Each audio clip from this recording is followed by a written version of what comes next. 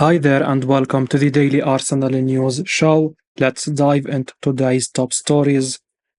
Mika Richards says £23 million Arsenal player has improved so much recently. Mika Richards was really impressed with Arsenal yesterday and he singled out one of their underrated players for some serious praise. William Saliba has been receiving a lot of praise since after the game yesterday, but Mika Richards has urged people to give more credit to Gabriel Magalhaes as well. The Brazil international was just as good as Saliba at the Etihad, if not better. He dealt with Erling Haaland brilliantly, and Richards has been impressed with his development. Speaking on the Rest is Football podcast, he said, "We've got to give credit to Gabriel. Saliba got man of the match, and I think we always talk about Saliba and how well he has done, but Gabriel has improved so much as well and has become a real leader of that back four. He really has." Arsenal have a number of players who have stepped up over the last two seasons. Bukayo Saka is arguably their best player, and he gets a lot of credit, as do the likes of Martin Odegaard, Declan Rice, and William Saliba. Most others are highly rated too across the game. The two Arsenal players, however, who are so underrated and just don't get enough credit from rival fans and pundits are Gabriel Magalhaes and Ben White. Both players have been absolutely amazing for Arsenal since the start of last season, and they were brilliant against Manchester City at the Etihad on Sunday as well. White and Gabriel deserve more praise, and it's good to see Mika Richards giving the £23 million Brazilian the credit he doesn't usually get. Ian Wright believes Arsenal would have actually beaten Manchester City had one player started. Speaking on Wright's house, Ian Wright suggested that he believes that the scoreline may have been different had Martinelli been ready to start. He said, "Today was just fantastic in the way that we all stayed very disciplined with what we are doing. Can I be honest? If Martinelli is playing that game, I think we win that game. I genuinely do, because some of the times we were playing so deep and I was thinking, okay, we've got Saka all the way back, Jesus was all the way back there. I'm thinking, okay, they are doing that job to make sure that they stifle everywhere that they try to come in, but I was looking at us. We were so low in respect of getting out of our third that I was thinking we are going to be in trouble here. Can we keep this up?" Simply because it seemed like such a long way to go without someone like Martinelli who looks to do that, and they will know he looks to do that, so they will try and give us a little bit more space to deal with Martinelli. So I was pleased to see him come on because it make Man City have to think of something totally different. Gabriel Jesus had a mixed day on the left. Gary Neville lauded Jesus' work rate in helping Jakub Kivior defensively, but there was also criticism for how poor Jesus was in the final third. Martinelli and Bukayo Saka have formed one of the most impressive winger partnerships in world football right now. They are so dangerous because when it seems that one is being contained, the other steps up and produces a moment of magic. It was Martinelli who settled the game last time, and he had scored 4 goals in the 7 league appearances before he missed the win over Brentford. He often exploits those spaces which the likes of Jesus and Kai Havertz help to create, so it would be massive for Arsenal if he was able to stave off injury during the run-in. Ian Wright critical of £27 million Arsenal player after second half moment versus Man City. Arsenal missed the chance to make a massive statement and move back to the top of the Premier League table, but on another day, it could have been very different. Leandro Trossard was unable to make the most of the chance as Arsenal launched a late break. Speaking on Wright's house, Ian Wright noted that the Belgian should have done a lot better. He said, "When we broke towards the end with Trossard, he's got to play that. His first touch wasn't good enough. He's got to get that out of his feet, and he puts that right across to Martinelli to come in." Trossard has been such a smart signing for Arsenal. It did not appear to capture the imagination when the 29-year-old was signed for £27 million as Mikel Arteta's side challenged for the Premier League, but he has scored 12 goals and provided 12 assists in all competition for the Gunners. That includes 10 goals across the Premier League and Champions League this season. He has come up with a number of key goals already, including the equaliser in the tie with Porto, which set the stage for Arsenal to book their quarter-final spot in the Champions League. But it cannot be easy to get up to speed in that kind of game, particularly as the tension built and built as the full-time whistle loomed, and that may explain why he was unable to make the most of that golden opportunity on Sunday. Pundit says Arsenal players' passing was so disappointing against Man City. Stuart Robson has claimed that one Arsenal player's passing was as poor as he has seen in a long time after the Gunners played out a goalless draw with Manchester City on Sunday. Martin Odegaard was not at his captivating best at the Etihad Stadium. The Norwegian misplaced 11 of his 32 passes during the game, and speaking on ESPN after the full-time whistle, Robson claimed that he has rarely seen the Gunners captain use the ball so poorly. He said, "Before the game, I thought Arsenal would play better than they did. In terms of the attacking side of the game, Saka is their big threat, but Saka wasn't able to get into the game particularly well.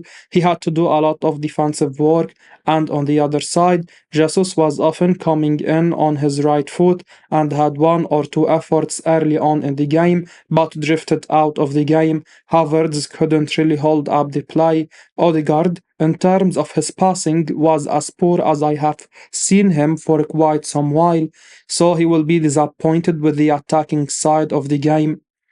Odegaard has been absolutely exceptional throughout the season, so it's hard to be too critical that he was unable to really unlock the Manchester City defense on Sunday. As shown by FBref, Odegaard is third in the Premier League this season for key passes, and he is one place higher for progressive passes, with only Rodri ahead of him. Remarkably, he has also completed 84% into the penalty area. He is 16 ahead of anyone else across the entire division, with Bruno Fernandes on 68 right now. There were times when he appeared to be millimeters away from getting it absolutely spot on against the Citizens on Sunday, and on another day, he could have easily been the difference maker. There is absolutely no question that Odegaard will step up on plenty of occasions before the campaign concludes, and with this title race threatening to go right down to the wire, Odegaard's form could have a major say on whether Arsenal do go one better than last year. Mikel Arteta shares what he noticed inside Arsenal dressing room right after Man City draw. Arsenal and Manchester City had to settle for a goalless draw after an incredible tactical battle between Mikel Arteta and Pep Guardiola on Sunday. However, it was a chess game between the two managers, and although many neutrals found it incredibly boring, we must say it was a fantastic tactical battle. Arsenal are now second in the Premier League table, while Manchester City are a point and a place below them. Arsenal have come such a long way from where they were a couple of seasons ago. Manchester City dominating possession at the Etihad is nothing new, and the champions almost always batter their opponents at home. However, Arsenal's defending was absolutely magnificent, with William Saliba and Gabriel Magalhaes impressing from the first minute until the last.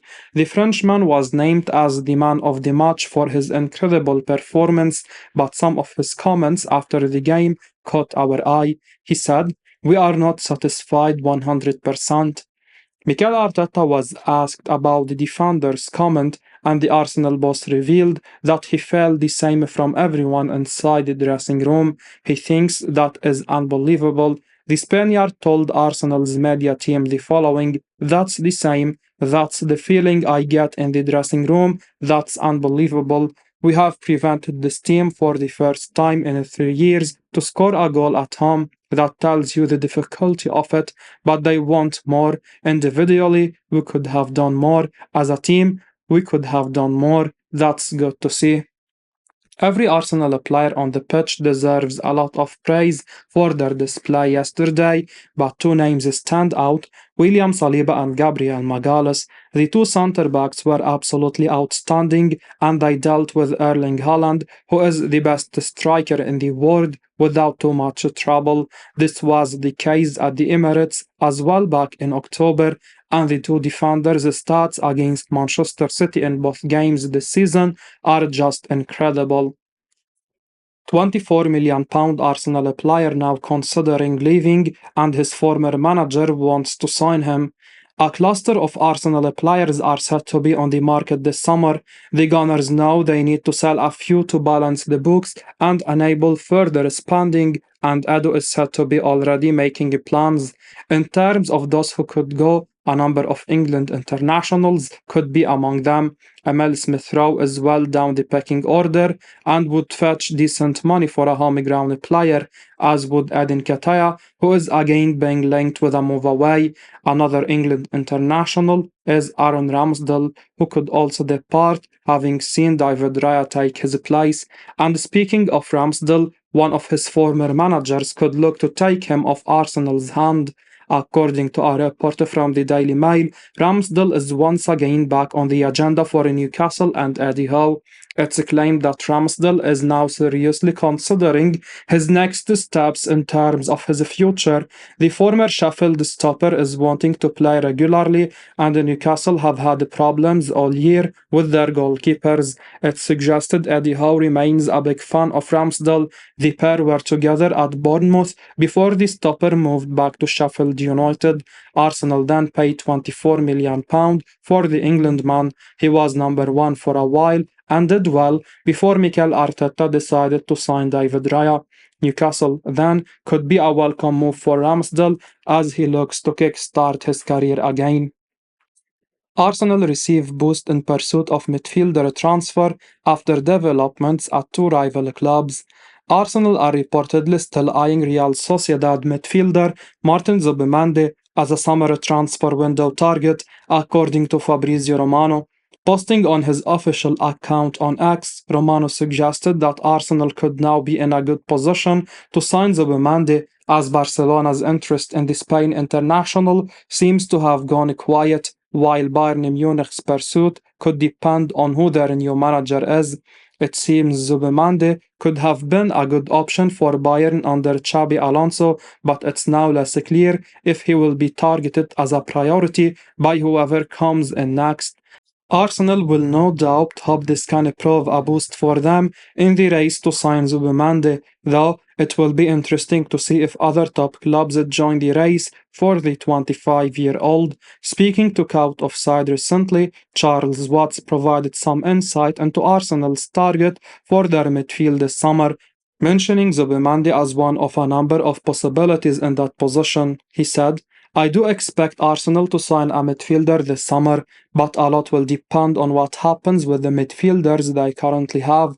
Ideally, they would like Jorginho to stay, and then they have to sort out Thomas Partey's future.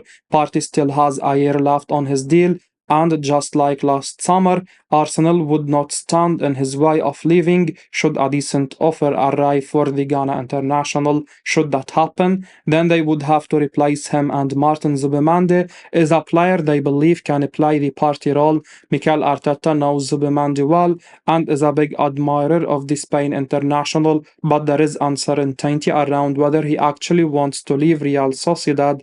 There is also expected to be strong rival interest in the 25-year-old, so it might not be an easy deal to get done.